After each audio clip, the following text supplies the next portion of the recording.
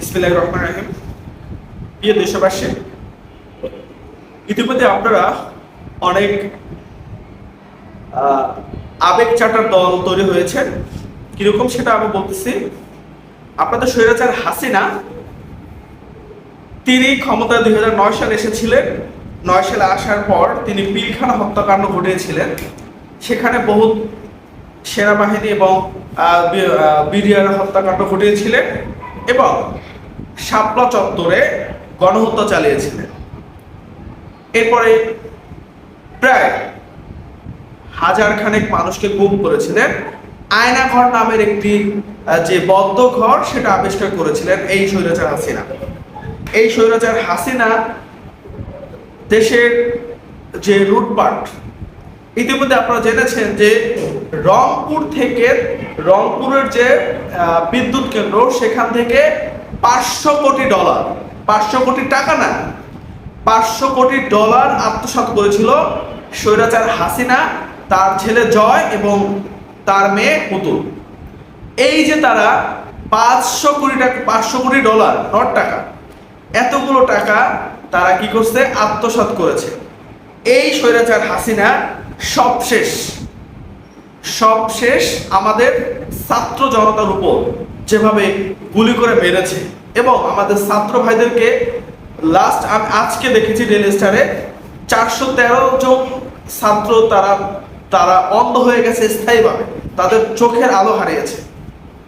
অনেক ছাত্র জনতা পঙ্গু হয়েছে, অনেক ছাত্র জনতা আজকে হসপিটাল বিচারে কাতরাচ্ছে। এই স্বৈরাচার হাসিনার যারা পা চাটছেন, এখন আপনারা আসছেন আমাদের আবেগ চাটার জন্য। কিভাবে দেশ স্বাধীন হয়েছে, এই স্বাধীনতা চেয়েছিলাম। আপনি কোন স্বাধীনতা চেয়েছিলেন এটা জানার আগ্রহ ছাত্র জনতার নেই। আপনাদের স্বৈরাচার হাসিনার বাবাকে, যদিও উনি বাংলাদেশের স্বাধীনতার জন্য অবশ্যই অবদান রেখেছিল, আমি কথা বলতে চাচ্ছি না, তাও বলতেছি, বঙ্গবন্ধু শেখ মুজিবুর রহমানকে, মানে শেখ মুজিবকে পলাতক বীরশ্রেষ্ঠ হিসাবে উপাধি দিয়েছিলেন। যে আমাদের এখন সিনিয়র সাংবাদিক যে বর্তমানে স্বদেশ প্রত্যাবর্তন হয়ে তিনি দেশে এসেছে, এবং শেখ হাসিনাকে পলাতক বীর উত্তম উপাধি দিয়েছে। এই শেখ হাসিনা একটি প্রকল্প থেকে, যেটা বলেছিলাম, একটি প্রকল্প থেকে 59,000 কোটি টাকা আত্মসাতের অভিযোগ। কল্পনা করা যায় কিভাবে এরা জীবনের, আসলে একটা জিনিস কি, একটা মানুষের জীবন আরামায়েশের জন্য ঠিক কতটুকু অর্থ প্রয়োজন। আল্লাহ আমাদেরকে রক্ষা করেছে এই স্বৈরাচার লুটপাটের হাত থেকে, স্বৈরাচার দখলদারির হাত থেকে, স্বৈরাচার হাসিনার হাত থেকে আমাদের এদেশের মানুষকে রক্ষা করেছে। নয়তো আমাদের দেশের মানুষ পথে বসে যেত থালা নিয়ে ভিক্ষা করার জন্য। এরপরে যদি আমরা কথা বলি যে আমাদের ছাত্র সমাজ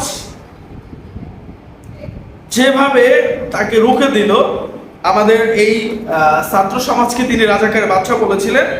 যদিও এই রাজাকার নিধন করার জন্যই হাসিনা ক্ষমতা এসেছিল, রাজাকার শব্দ দিয়ে হাসিনা পতন হয়েছে।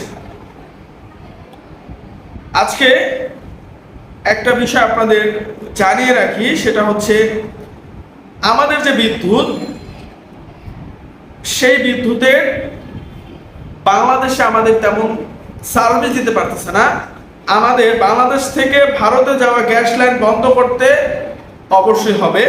আমরা গ্যাস থাকতো, ভাত রান্নার জন্য গ্যাস পাই না, আর ভারতকে নিরবিচ্ছিন্নভাবে এই পাইপলাইন দিয়ে গ্যাস দিচ্ছি। আপনাদের আমি একটা পিক দিব, এখানে দেখতে পাবেন যে ভারতকে আমরা গ্যাস দিচ্ছি, কিন্তু আমাদের দেশের মানুষ গ্যাস পাচ্ছে না।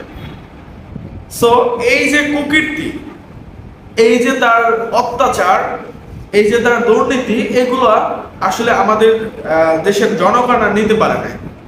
সো চোরের মতো পালিয়ে গিয়েছে। বাংলাদেশে রাজনীতি করার মতো কোনো সুযোগ এখন আর তিনি পাবেন না।